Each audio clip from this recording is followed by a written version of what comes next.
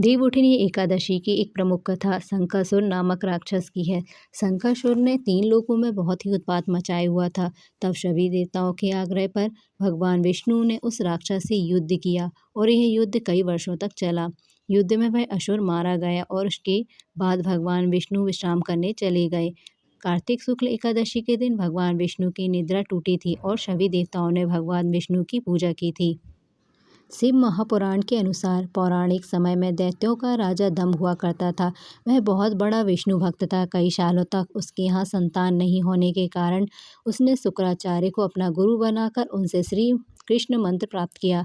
यह मंत्र प्राप्त करके उसने पुष्कर सरोवर में घोर तपस्या की।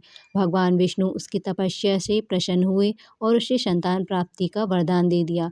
भगवान विष्णु के वरदान से राजा दंभ के यहाँ एक पुत्र ने जन्म लिया। इस पुत्र का नाम शंखचूर्ण रखा गया।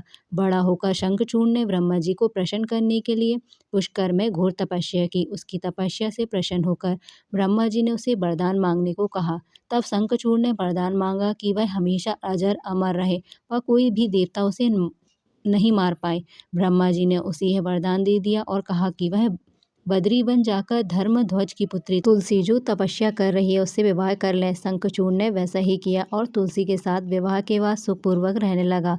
उसने अपने बल से देवताओं, असुरों, दानवों, राक्षसों, गंधर्वों, नागों, किन्नरों, मनुष्यों तथा त्रिलोकी के सभी प्राणियों पर विजय प्राप्त कर ली। वह भगवान श्री कृष्ण का परम भक्त था। शंखचूर्ण के अत्याचारों से सभी देवता परेशान होकर ब्रह्मा जी के पास गए और ब्रह्मा जी उन्हें भगवान विष्णु के पास ले गए।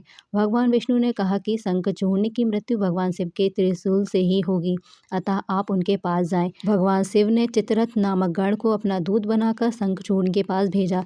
चित्ररथ ने शंखचूर्ण को समझाया कि वह देवताओं को उनका राज्य लौटा दे, परंतु शंखचूर्ण ने मना कर दिया और कहा कि वह महेश्वर से युद्ध करना चाहता है।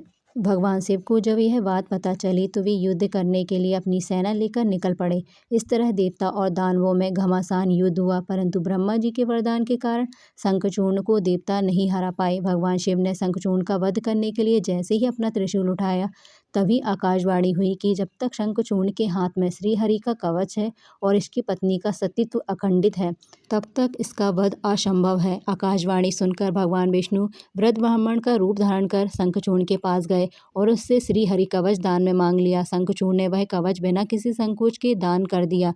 इसके बाद भगवान विष्णु शंखचूर्ण का रूप बनाकर तुलसी के पास गए। शंखचूर्ण रूपी भगवान विष्णु ने तुलसी के महल के द्वार पर जाकर अपनी विजय होने की सूचना दी। यह सुनकर तुलसी बहुत प्रसन्न हुई और पति रूप में आए भगवान का पूजन किया व रमण किया। ऐसा करते ही तुलसी का सतीत्व खंडित हो गया और भगवान शिव ने युद्ध में अपने त्रिशूल से शंखचूर्ण का वध कर दिया। जब तुलसी को पता चला कि उनके पति नहीं हैं बल्कि वे भगवान विष्णु हैं, क्रोध में आकर तुलसी ने कहा कि आपने छल पूर्वक मेरा धर्म भ्रष्ट किया है और मेरे पति को मार डाला, अतः मैं आपको श्राप देती हूँ कि आप पाषाण होकर धरती पर रहें। तब भगवान विष्णु ने कहा, देवी तुम मेरे लिए भारतवर्ष में रहकर बहुत दिनों तक तपस्या कर चुकी हो। तुम्हारा यह शरीर नदी रूप में बदलकर गंडकी नामक नदी के रूप में प्रसिद्ध होगा। तुम पुष्पों में श्रेष्ठ तुलसी का वृक्ष बन जाओगी और सदा मेरे साथ रहोगी। तुम्हारे श्राप को सत्य करने के लिए मैं पाषाण बनकर रहूंगा। गंडकी नदी के तट पर मेरा वास होगा। प्रबोधिनी एकादशी के दिन भगवान शालिग्राम व तुलसी का विवाह संपन्न कर मांगलिक कार्यों को प्रारंभ किया जाता है।